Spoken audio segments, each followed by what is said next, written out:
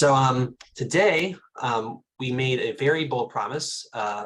So if you guys have been following our emails, we are talking about the infinite money glitch for marketers. So imagine a condition where your CEO said, spend as much money as you possibly can on marketing. What condition could that possibly be? Well, if you know how much you can profitably spend to acquire a customer or lead, whatever that key metric you're assigned to is, then it becomes a lot easier to unlock that opportunity, right? So we're going to talk about how to do that. We're going to talk about how to calculate your allowable cost per acquisition. We're going to talk about why it's important. We're going to talk about the specifics for how you get buy-in in your organization to get the information you need to get to this number, and then what you can do with it moving forward once you've calculated. And we've got the perfect person to do that for us today. I don't know how I describe our guest host today. He is, I call him a jack of all trades, but really he's a master of all trades. He has a cross-channel mindset, and he's able to think both at the business level and at the platform level. He has been with Web Mechanics for going on 12 years now. I'm honored to call him my colleague and friend, Luke Gracie. Welcome to the Growth Clinic. Thanks, Jarrett. It's a good intro. Have to live up to that now. I try. So it's great to see all you here today.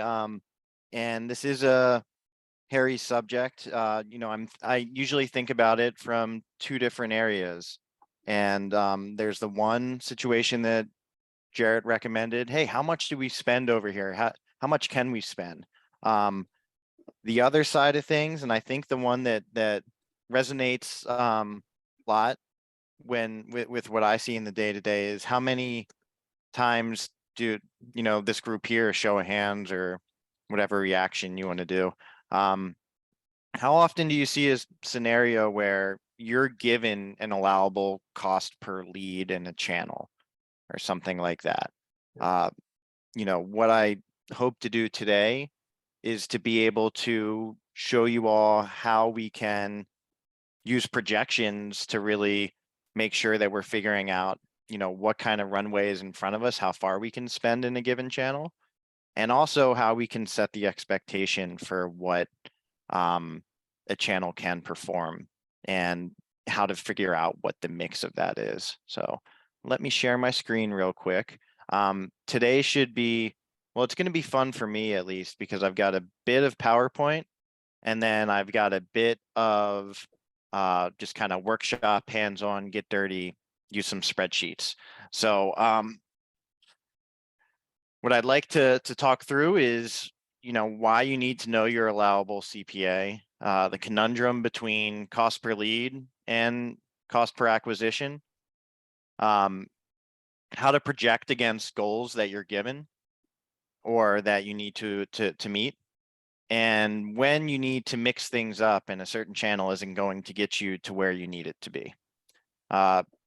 So the place I like to start here is this simple message. If someone sets your allowable cost per lead in a channel for you without knowledge of the channel, it should raise a big old flag.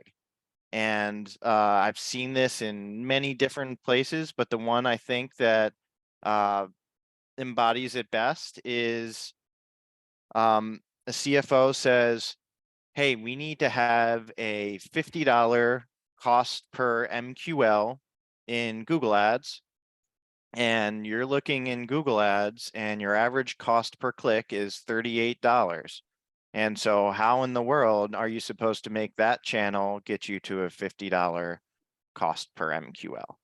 And that's okay, because that's what, the CFO's job was to move the numbers around and get the math right to figure out what the company needs to do to be able to hit their goals for the year. But they're in a scenario where they're moving the numbers around, but they don't have the details. And that's our responsibility, to project and determine that media plan against the company goals. And that's where some work on our behalf can help better inform that plan. And hey, maybe Google has an allowable cost per MQL of $600, and it's just other channels that are bringing down that so that we get to that perfect marriage. And that's what we'll talk through.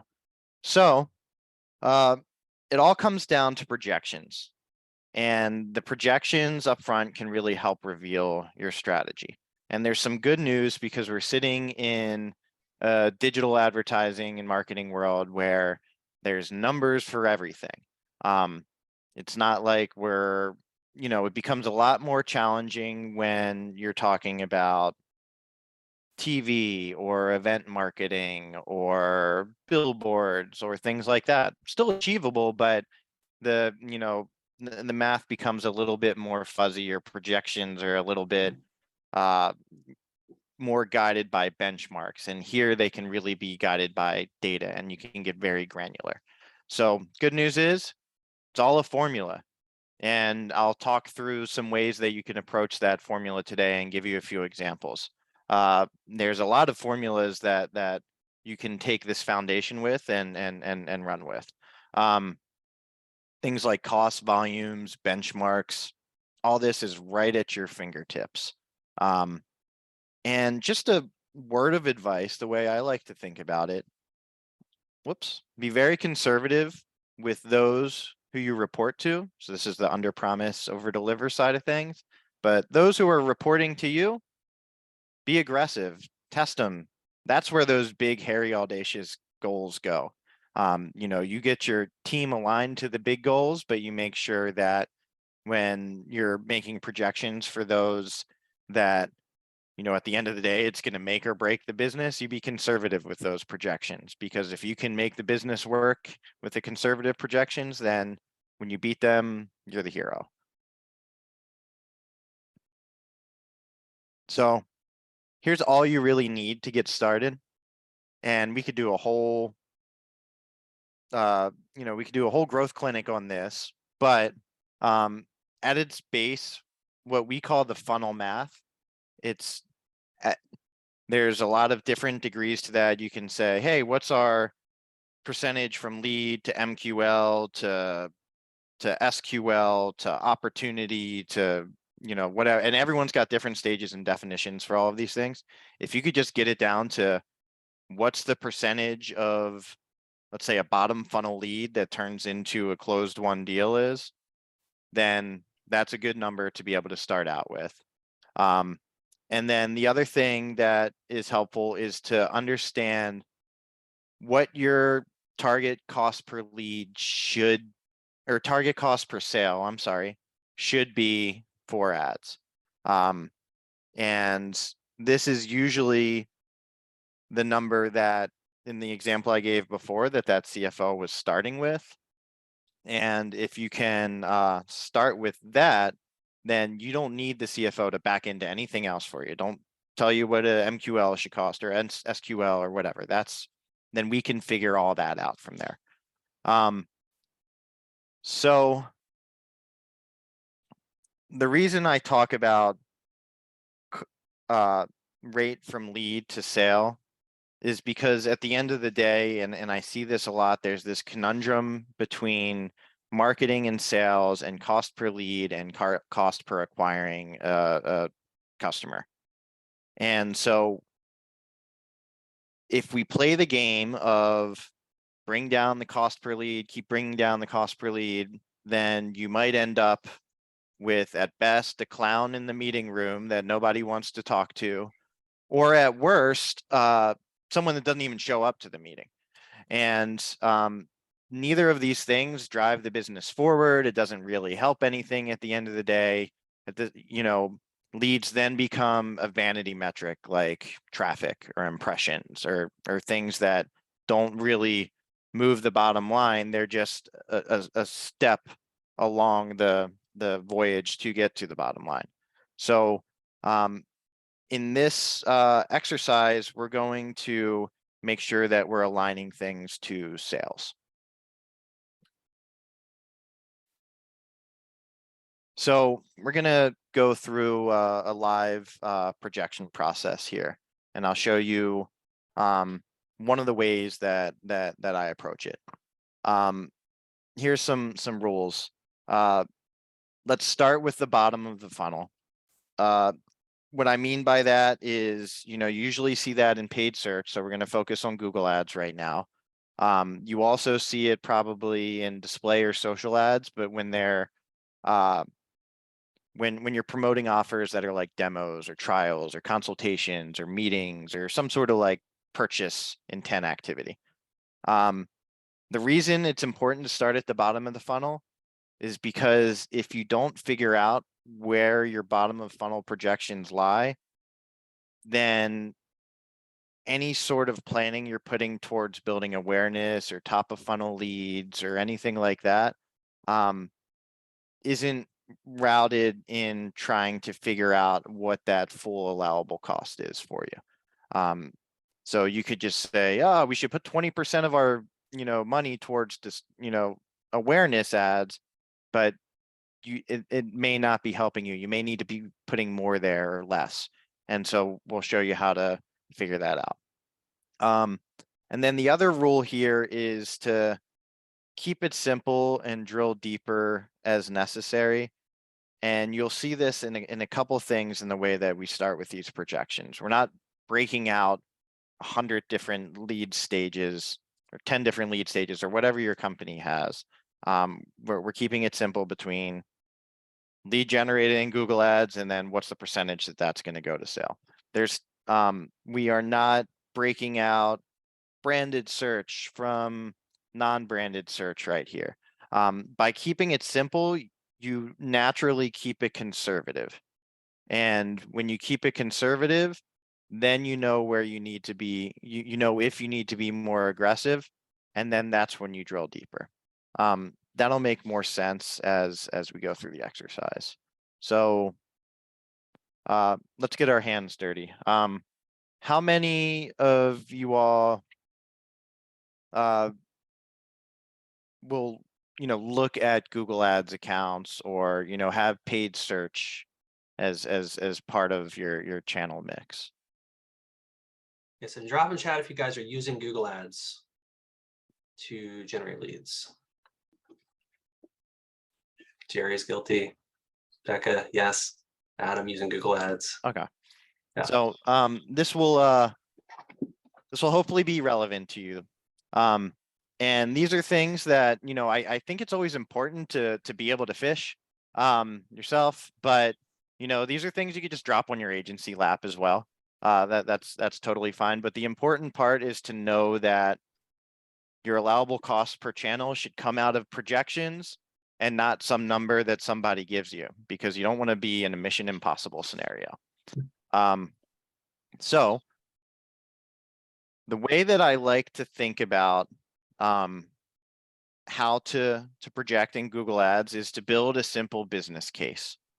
And there's a few easy steps to do this. It will take you less than an hour. Can take you like 30 minutes or 15 minutes if you're really quick with it. And it'll give you a good launching point. And it doesn't require you to delve into historical data necessarily in your own account, although that can be useful. But I like to start out by thinking about the data that just Google's giving you outright and not diving into the historical, because sometimes it might show you that you can be doing better than you already are. And if you're just hanging out in your own account, sometimes it can get a little incestual with the data and you don't see the forest for the trees. So the place to start here is the Google Keyword Planner. Is everyone familiar with that? Just Google Keyword Planner, and it's usually the first link that shows up, or you remember this long URL or you bookmark it. So what the Keyword Planner does is this is where Google keeps their repository of keyword data. It's all publicly available to you, and you can figure out things like search volume over time, how much other advertisers are bidding on keywords, high ranges, low ranges. You can discover new keywords, things like that. So idea is start with the keyword planner. When you go to the keyword planner, you want to, you're gonna have to pick out, you're gonna have to get down to your account.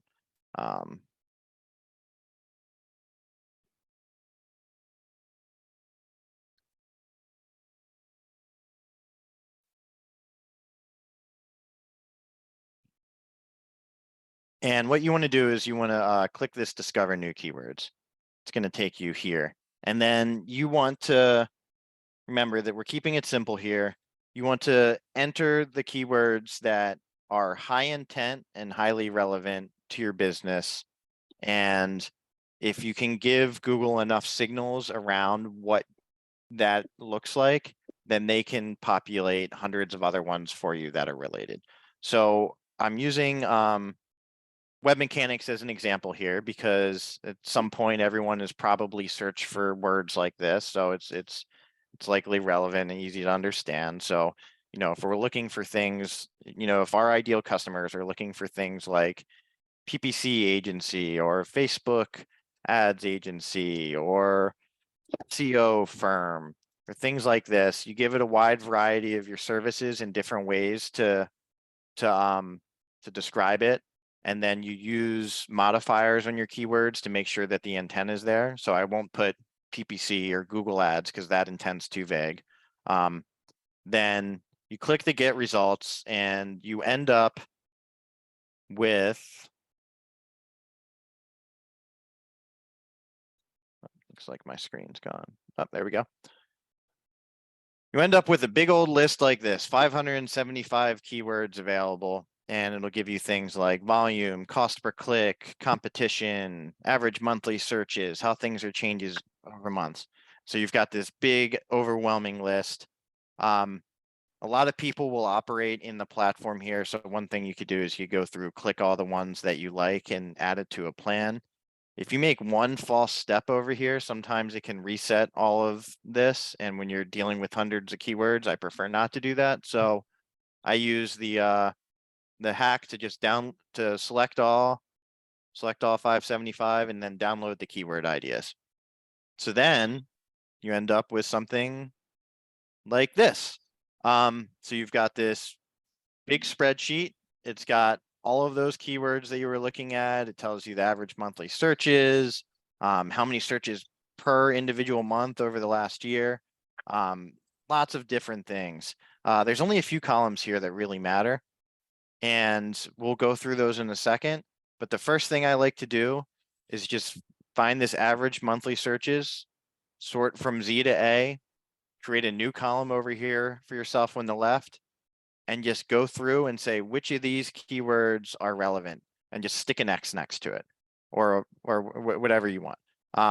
But the idea is we're going to filter off this column later. So something consistent. So I did that already. I didn't want you to sit here and wait for me to do that. And it eventually reaches a point of diminishing returns. So I didn't go through the entire list of 500. I didn't need to do that for this exercise, but you could. But what I did was I went until we got to about 50 volume, and then I cut it off. So now that we have this filtered list, the ability to filter this list, go up there and do filter it. So put a filter on, just sorts of the ones that you selected. Now our list is much smaller. So there's a couple columns here that matter. We're going to care about the keyword column. We're going to care about the average monthly search column. And we're going to care about these two columns. You can't see them. This is top of page bid low range and top of page bid high range. All this other information, it's useful. There's things you can do with it. For this exercise, we don't need it. So now that we have that, we're going to go over and start making some calculations. And I have a sheet that I'll share with everybody at the end of this call, so you can have it yourself and you can replicate the same exercise. And what we're going to do is we're going to take the keywords, we're going to paste them into column A here. We're going to take the volume. This should actually be volume average. We're going to paste that into column B here. The competition, you don't need to do anything with that, but I think it's interesting, so I keep it in there. And then you're going to paste your top of page bid low and your top of page bid high into these columns. And then everything else we're going to calculate. So this column F is going to take our low range bids and our high range bids, and it's going to find the mean between them. So this is just an average column. So this one's calculated. I'll color that so you can tell. And then we have to solve for something here. We have all of these different keywords. They're searched at different volumes. They have different costs. We're going to be spending more naturally on some than others just because of volume. And so we have to figure out how to determine what an average cost per click is for everything without, and it's not as simple as just saying, okay, what's the average of this column right here? Instead, and we need to figure out how to weight it and account for the fact that this word at $48 gets searched a lot more every month than this word at $53. So we do that by creating a weighted bid, which will be your volume times your average bid. So there's another calculated column.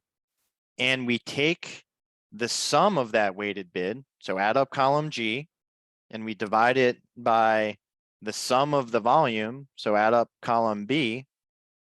And then we have now an average cost per click that's taking into account the amount of times that people are searching for different words and the different average cost per clicks for each word. Is that any questions on that? You can throw it in chat or come off mic, or if it's obvious, good. Okay, I'll keep moving. So this is a powerful number to have, this average cost per click, because if we go back and we think about the question of how do we determine what we can really get from a given channel, there's a lot of things that can be benchmarked. Conversion rates can be benchmarked. Click-through rates can be benchmarked. A lot of these things, we see consistency with across all of the different accounts we run. But the one thing that's a variable and very specific to your business is going to be what that cost per click is. And that's where, if you don't have that number, you can find yourself in a scenario where you say, sure, CFO, we'll get those MQLs for $50 a pop. And then when you realize that your average cost per click is $38, you now just signed up for a Mission Impossible.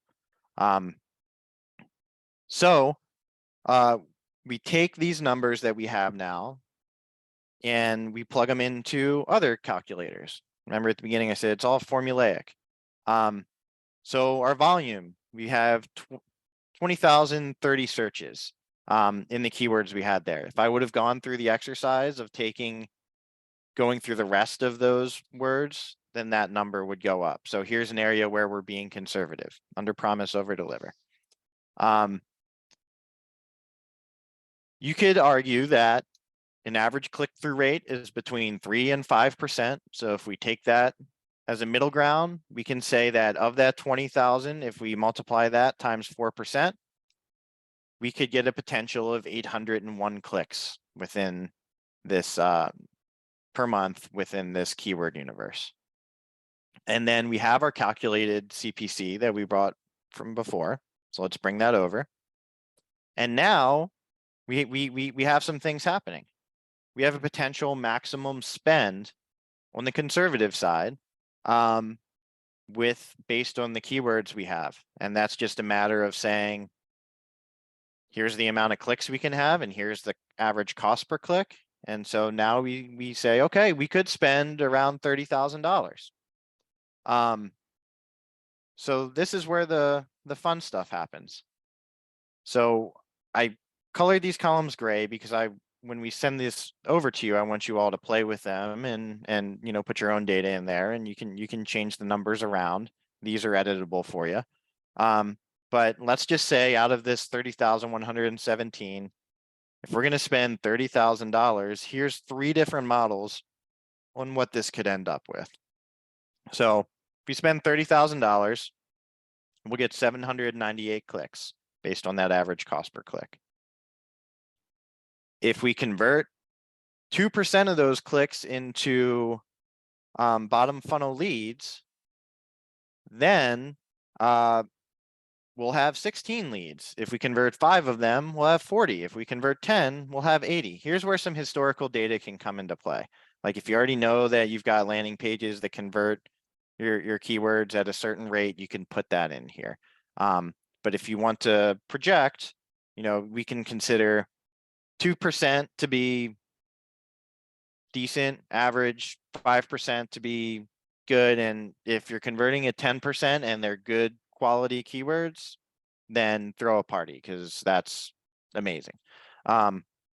So now that we know how many leads we can generate by multiplying the clicks by the conversion rate, we can also determine a cost per lead. So we can take our leads and our cost and divide it by leads, and now we have different cost per leads.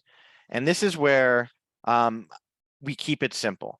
So initially, if you can just start with that lead to sale percentage and input that here, whether it's 5% or 10%, or have a very seamless process where it's 15%, it's going to be individual to your business. But start there, and then you can also project how many sales you get. So that's just a matter of leads times the lead to sale percentage. And then once you have sales, you can figure out your cost per sale. So that's just a matter of taking your original cost and dividing it by the amount of sales. And this is where you need to stop and take pause. And there's a couple things to consider here. One, we've been conservative throughout. Our cost per click estimates, we're not just saying, oh, we're going to go after the lowest range, because that seems awesome. Like that would be great if we got it there. We're being realistic. It's going to fall somewhere between the high and the low. So we took that average. We're not even accounting for brand at all in here. And if anyone's spent any time in Google Ads, you know that there's that brand campaign that consistently pulls in leads at a lower cost than all of your others because they already know who you are. They're searching your brand. They're coming to, to convert. We're not accounting for things like retargeting or display ads or other channels that ultimately end up being cheaper than search. If you're spending $38 for a display click, something's wrong. You should be paying $1, $2, or 50 cents, or whatever.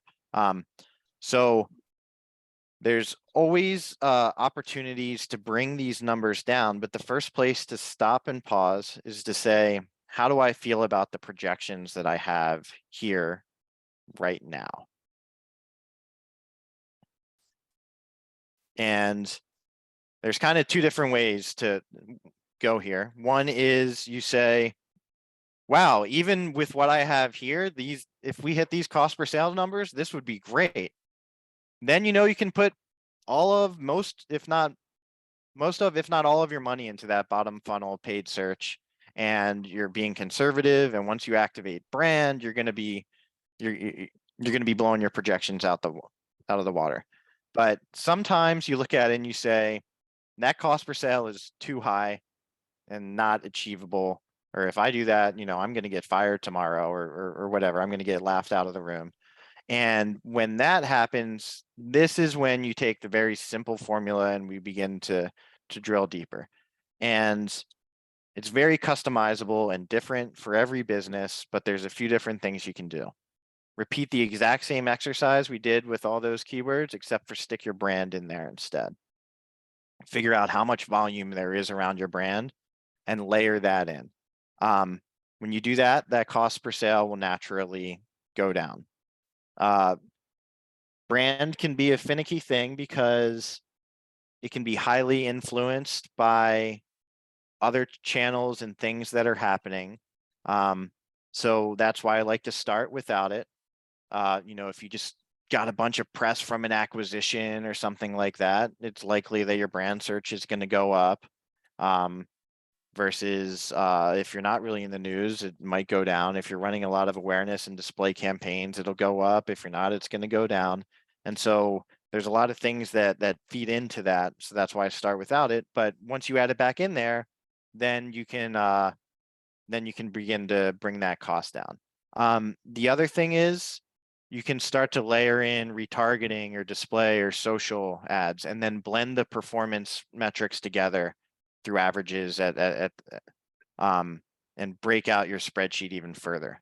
And then the other thing that you can do, and this is really like an overtime play, but if there's appetite and to think longer term and not just, hey, what's performance look like next month? You can really bring down that cost per sale by generating more top of funnel leads and nurturing them. And that is something that takes time, it takes effort, and it requires patience and explanation to the rest of the team to say, hey, we're going to download people off of this Gartner report, but don't expect them. We're going to get people to download this Gartner report in exchange for their email. Don't expect to call them up and set a meeting with them tomorrow and have them buy the next day. Like there's some nurturing that's required there. There's a longer sales funnel. The other place to drill deeper is your funnel might be leaking somewhere. And so that lead to sale percentage, if that's very low, it could be useful to break those columns out into lead to MQL to SQL to opportunity, or however you do things in your organization. And if you see that something falls off a cliff there, dive into that and figure out how can we bring that number up? What's happening here? Where can we focus?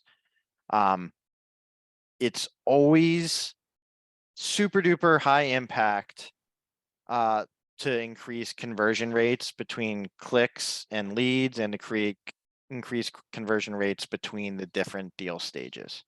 You can control that to a big degree. You can't really control as much your cost per click or your CPM. And so the takeaway here is start with that bottom funnel, figure out where it's at, and then figure out what you need to diversify in order to get you to the right mix. And that just comes back to going into the foundation of math like this. So if we add in here Google retargeting row, and we say, hey, those cost per clicks are going to be $2, and we're going to have X amount of volume for that, and our conversion rate's going to be the same and this and that, then all of a sudden you just diversified where you're bidding, you've brought down your total cost per click, and then therefore you should be bringing down that cost per sale. While we're on this slide, Luke, a couple two-parter from EJ. What have you seen with a new setting to target for new acquisition in Google? And also, if your competitors are bidding on your brand name, how does that affect the calculus here? Can you say the first question again? I can jump in and do it over voice, but under the settings, it's relatively recent within the last, I'd say maybe month or two, but there's a setting at the campaign level, I believe, that lets you basically prioritize for new users, new acquisition. I don't know what I can pull it up real quick for the exact language, but essentially, bidding to prioritize on people who are not currently customers versus people that are customers. I don't know I have no context to like any announcement, so I don't know what kind of data science goes into it, but whether it's just people who've already been to your site or something like that. But yeah, that's something I've been testing to basically, we have people bidding on our keywords. And so obviously anybody who's just typing in Beehive to come back to the login to their account, we don't necessarily want to bid on those folks and get them to click that ad to just to log in. But obviously we do want, potential customers to not be, railroaded by this competitor. So it seems like a good thing. Let me see if I can pull. I understand. So I'm not too familiar with the setting. I'm sure Julia Berry, who's doing this day to day, probably is exploring that. I assume it's probably new acquisition is probably like the opposite of a RLSA. Hmm. Yeah, there's a Because you're setting. not feeding it any data necessary. I don't know if it's going off to if it's considering acquisition to be clicks or measured off of converting on your site. Yeah, I'd be interested to hear more about it, like what you guys see across the ecosystem. The setting basically says customer acquisition is the title, and then there's a checkbox that says only bid for new customers, and you can check that to Okay. turn it on. So it's And probably trying to find folks that haven't converted before. right, right. So yeah, it's either that's what I'm unsure of, whether it's like people who haven't converted based on its own data within Google Ads, or whether it's like, if you're linked up with Google Analytics and they see you in the product. I guess that's a little bit more far-fetched because it's not that smart. But anyway, sorry to Yeah, it's got derail. to have it's got to connect the Gclid somehow. So I guess it's got, I don't know. I'll look more into that, EJ, because Cool. that sounds really cool. Yeah. As far as like competitors bidding on your brand name and not bidding on current customers, there's little hacks that you can do for that. So if you have a login on your site, Mhm. you can make that an audience that you exclude from campaigns. So either by firing an event on the login or certain page views, or excluding page views of like a login page or a support page or things like that. You can also make sure that you're excluding in terms of negative keywords, like in those competitor campaigns, like make sure we're not showing for terms like login through negative keywords or support or, things like that. In terms of competitors bidding on your brand name, they drive your costs up. So sometimes it just is what it is. Sometimes you can call truces. Mhm. And sometimes your brand name can be annoying when it comes to brand search because you might have a word in there like law, and then all of a sudden, if that's part of your brand name, it makes everything more expensive because other people bidding broad match on some law related term is going to trigger and increase the auction. Google says that you should get higher quality scores for your brand name naturally than everyone else. So you should be be able to bid less than the competition and still have a higher ad rank. But I've seen it be problematic there before. So you just have to try and figure out how to make sure the branded traffic's good by sculpting it with negative keywords and figuring out ways to exclude current customers. Yeah, there's also tools, just jump in briefly, Luke. There's also tools you can use now to help mitigate cannibalization. So if you are bidding on your brand and you do have the #1 SEO listing, but no competitors are showing, Yeah. it's basically a wasted click, right? So I just linked in the chat. There's a tool we're bringing to market called Brand AI. It usually makes sense as you start to scale spend because the total impact for the effort to implement the tool can be relatively minimal at smaller spend levels. But check it out. It's basically solves for this, right? It has an AI on the back end. It identifies when competitors are present or not, and sort of automatically takes your ad down when it is cannibalistic or keeps it up if competitors are present. Yeah, that is a really good call out, Jarrett. Yep. The other thing I'll say, I see a lot of tendency to want to bid on competitor keywords, which there can be certainly like a great time and place for, especially if you're trying to build awareness when there is none, or you're just trying to piggyback off of an awareness that another company has. But it can be an uphill battle. And one of the best places I see to do that is using what's called remarketing list search ads, or RLSA, which allows you to bid on keywords that only people who have visited your website within a certain time period are searching for. So if you're bidding on a competitor in an RLSA ad, you can be sure that that person's been to your website first. They went and they searched out the competition and you want to stop that dead in its tracks. So you show an ad that has an us versus them and a landing page that shows why you should go with you instead of them. And sometimes you can then stop that hunt dead in its tracks by doing something like that. That's a very efficient use of spend.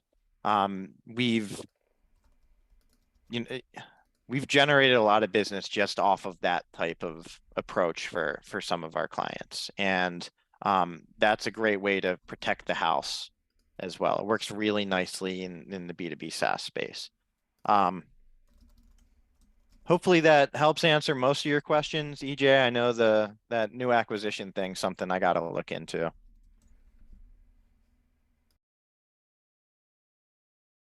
Oh, a lot of valuable nuggets in there. Yeah, thank you so much for Okay. taking the time. So the key takeaways here are being data backed with your projections put you in control, and that's ultimately what we want.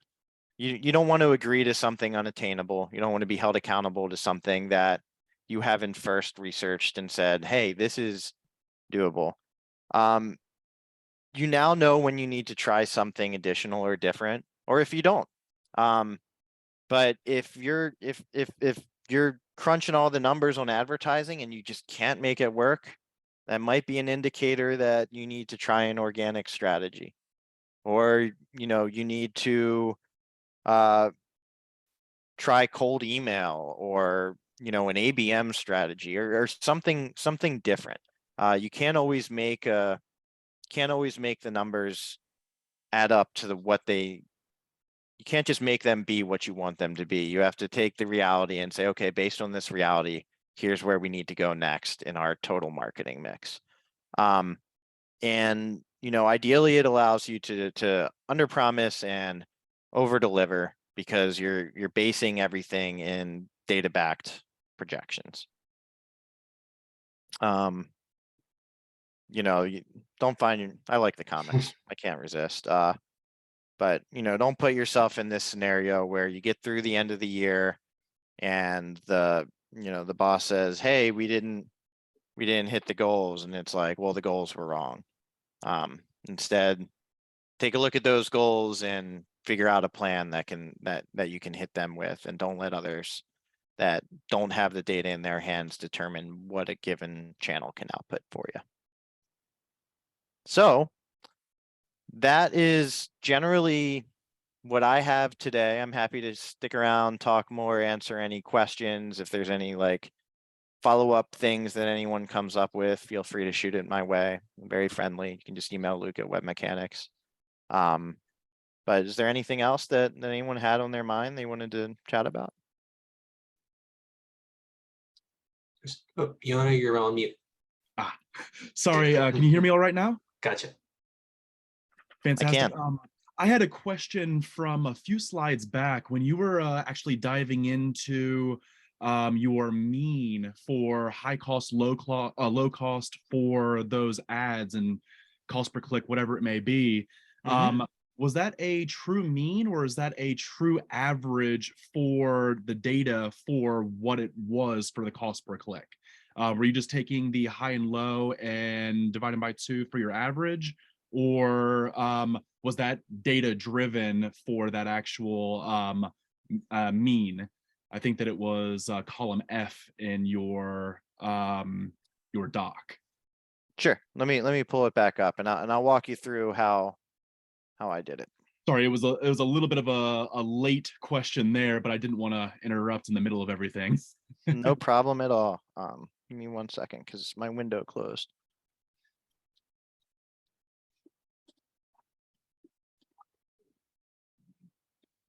Okay, here it is.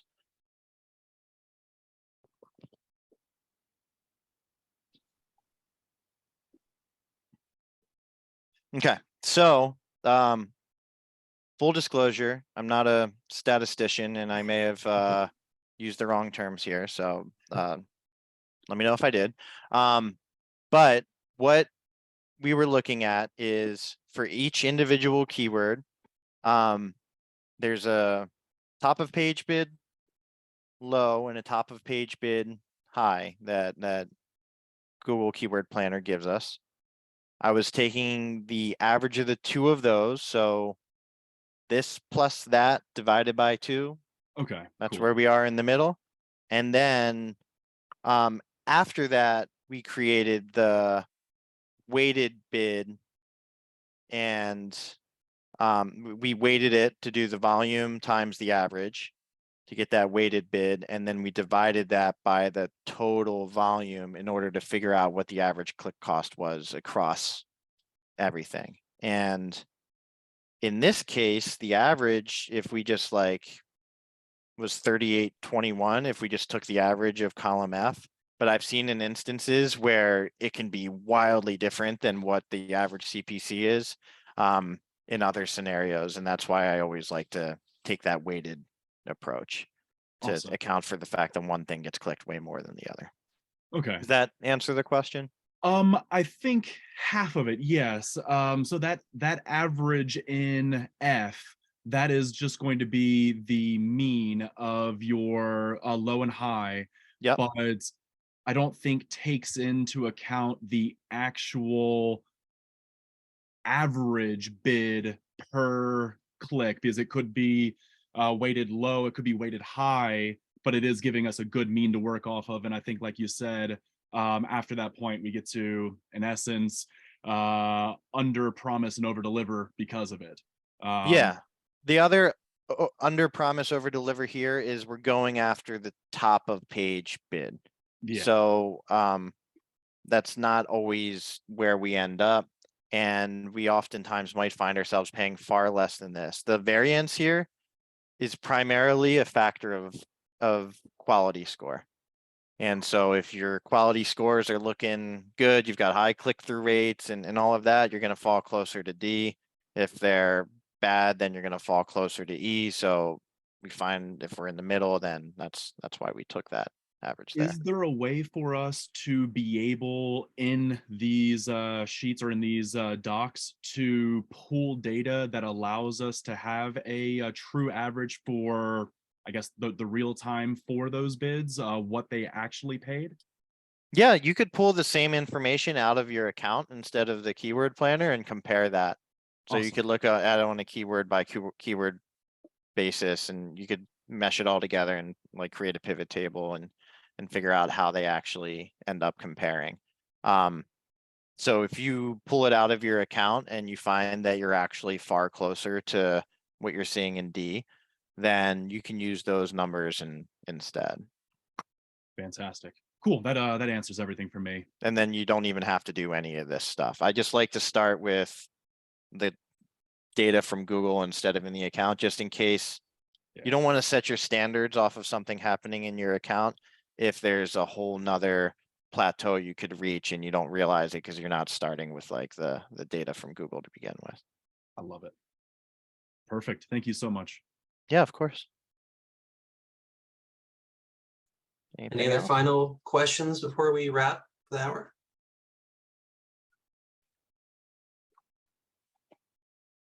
Who wants the example business case to play around with? Throw it up in chat. We'll get it to you. I know you want it, Yona. Becca wants it. Okay. Okay, I'll package it up and make it a little bit prettier and send it over to you, Jarrett. And then Perfect. Then we can go from there. Yeah, guys, feel free to email me. I'm going to drop my email in chat here if you want it, and I will hook you guys up. Guys, thank you so much for joining. It's been an awesome year talking digital marketing and sharing ideas with y'all. Thank you so much for joining and bringing your friends along. We've really enjoyed the journey with you guys.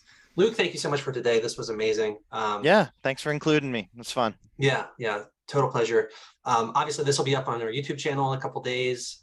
If you guys want to check out the recording and walk through your own business case. And like I said, shoot me an email and we'll get you that asset. Last thing, final reminder, we're going to be going monthly starting in Q1. So first one will be on the 4th, I believe. That's the first Wednesday in January. We'll have the topic of that session for you pretty soon here. Without further ado, thank you guys so much. Appreciate you. Happy holidays, and we will be in touch in the new year.